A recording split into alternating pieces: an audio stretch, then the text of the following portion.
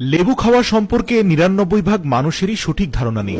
আবার আমাদের মধ্যে অনেকে এটাও জানে না যে লেবু আসলে শরীরের কি কাজে লাগে, লেবু খেলে কি উপকার হয়, আসলে লেবুটা কিভাবে খেলে উপকার হয় আর কিভাবে খেলে ক্ষতি হয়।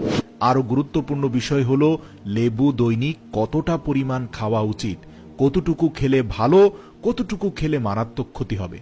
ভিডিওটি শেষ পর্যন্ত দেখুন।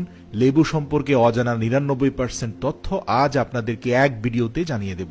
দেখুন, যাদের শ্বাসকষ্ট রয়েছে কিংবা যাদের বংশগতভাবে অ্যাজমা কাশি রয়েছে তারা প্রতিদিন ১ চামচ লেবুর রস খেতে পারেন খাবার খাওয়ার আধা ঘন্টা আগে। আর যারা এটা নিয়মিত খাবেন তাদেরকে অ্যাজমার ওষুধ খেতে হবে না।